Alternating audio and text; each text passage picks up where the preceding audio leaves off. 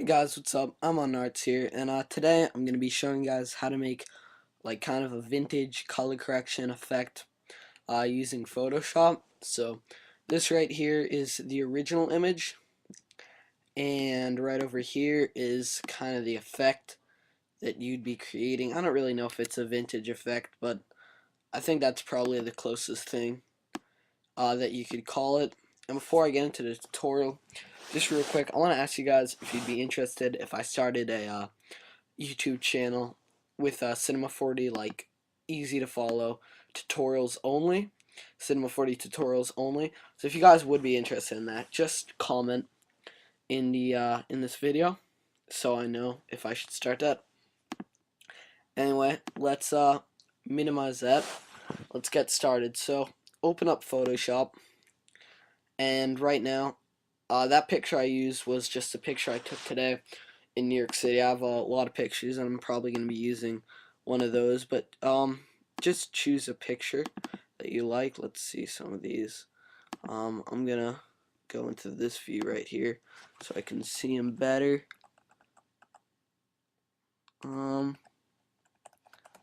See guys. Let's use this one right here that I got of a Lamborghini in New York City. Doesn't really matter what picture you use, just a kind of a landscapey picture. So I'm just going to open that with Photoshop, because that way it will kind of automatically keep the right proportions. Alright, so let's start off with doing kind of like a little color correction. So you got that layer right now. I think a good thing to do, I've seen it before, you're just going to right click and duplicate the layer. Doesn't really matter what you call it, just click OK. And drag that layer, and just the first one, the original, just uncheck the eye thing, and that can just be your backup layer in case anything goes wrong. It's a good thing to do when you're in Photoshop. Anyway, let's just work with this one. Let's uncheck the eye so we're not getting mixed up here. And let's do the background copy. And first we're just going to do a little color correction using curves. So click on this little half circle right here. And oops, yep, and click curves. And let's start with the blue curves. And this, I have to admit, I did get this from Chrome Designs tutorial, so I hope I'm not stealing your idea, man. But this is where I learned it. So you're just gonna drag this blue up about like that, up to the first line, and drag that blue right there down to the second line. And you can always experiment with these numbers, but I think it's cool if you make it a little bit more green, like that. So if you want to drag that curve down like that. And now you can go into your green. Let's just experiment.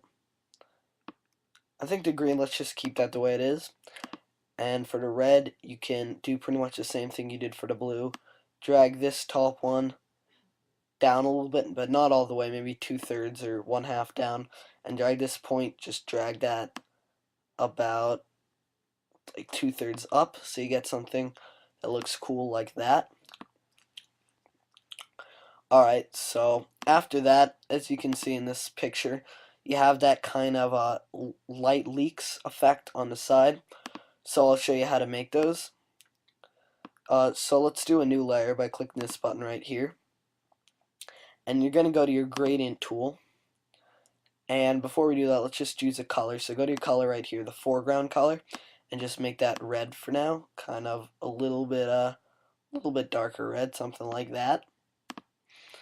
And for under your gradient tool right here, make sure you have that selected, and you're gonna go into gradients and choose the second one, like one to the right here.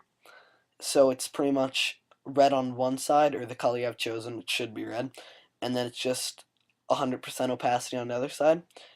And while we're at it, let's just do view and zoom out a little bit more so we have more room to do the gradients. If we start on the left side, just go to the left side right here. You're just gonna click and drag out to like 1/6 of your image, or maybe even a little bit more. Maybe like 1/4 of your image. Maybe actually a little bit more. Maybe like almost halfway your image. So you get something that looks like that. And then you're going to kind of do it from the other side, but you don't want to just do straight across. You want to maybe go a little bit up on one side and maybe a little bit down on the other side, so it gets kind of like random and it doesn't look kind of generic and boring. So maybe if you get something like that, just play around with the results. And let's rename the layer. Let's name that red. And just change the blending mode right here. Just change that to, I think, lighten. Yeah, that looks a little bit better. Alright, so now let's click that new layer button and add another layer. And this time, you're going to use that same gradient, but just change the foreground color to a yellowish orange, something that looks like that. And you're just going to click and drag, but not quite as far as you did for the other one, but kind of from the same angle. So just click and drag, but not quite as far. Maybe this one I'll make it go down a little bit more. And for the blending mode on this one, let's do linear dodge add. So you get something that kind of looks like that. And I'm going to go back to my red layer and change the color back to red. Let's just add another one and let's just drag it out even more because I don't think it was quite enough.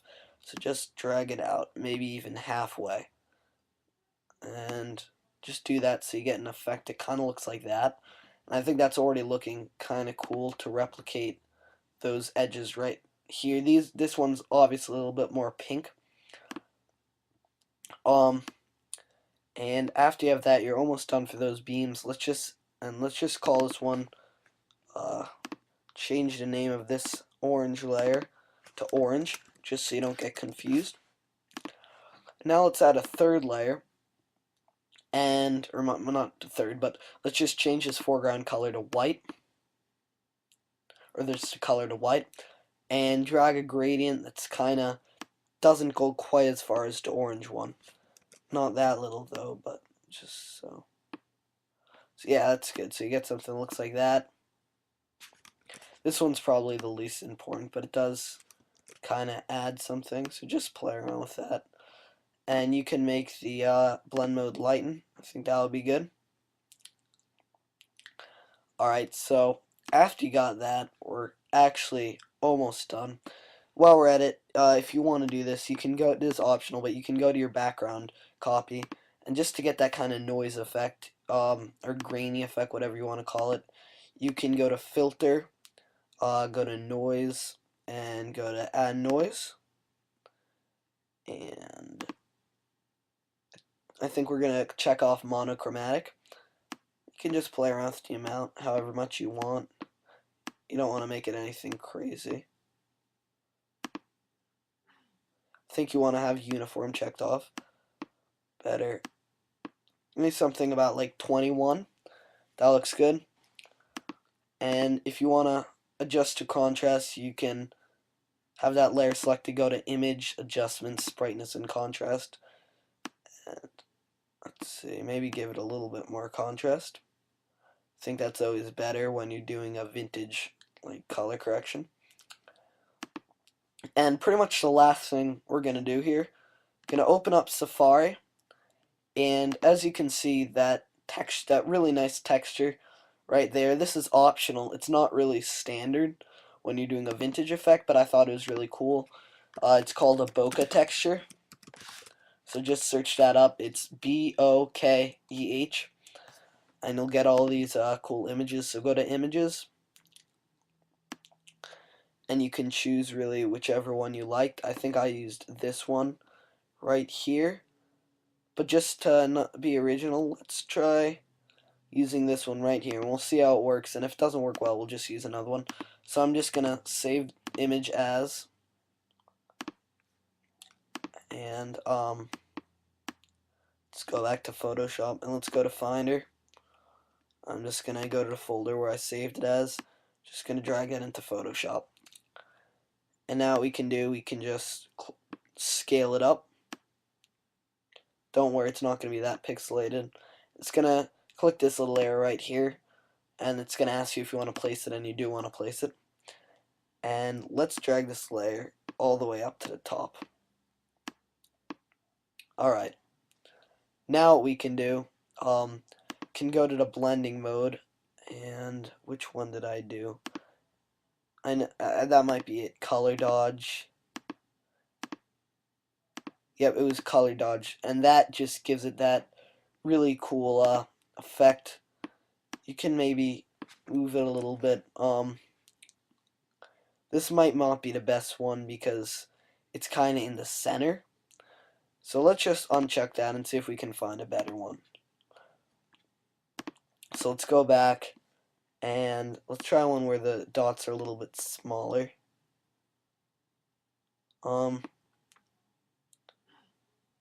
Thinking this one might be kind of cool. Alright, so let's save image as and save it wherever you gotta save it. And let's go back here and let's go to Finder and let's drag that in again. Drag it right into Photoshop. And you can just scale it all the way up. And on this one, I think I'm just gonna rotate it and then fade it out a little bit.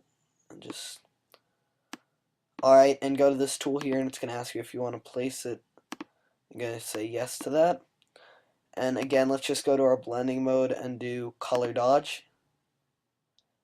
And that one is definitely a much better choice. And maybe if you want to make the opacity a little bit less, so it's not as strong as of an effect. It's really up to you. To what Phil does.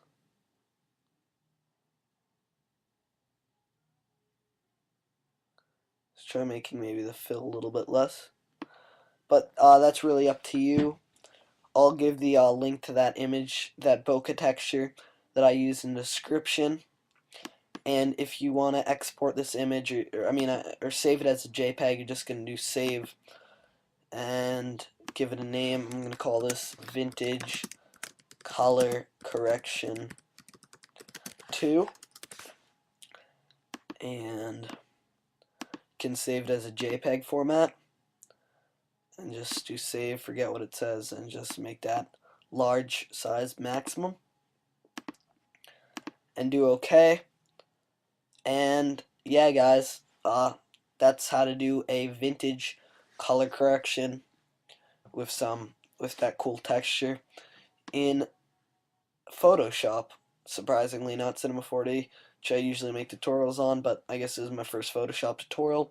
Hope you guys like it. Please like the video. Please subscribe. Please comment about whether you would like to see a channel for Cinema 4D tutorials. Thanks for watching, guys.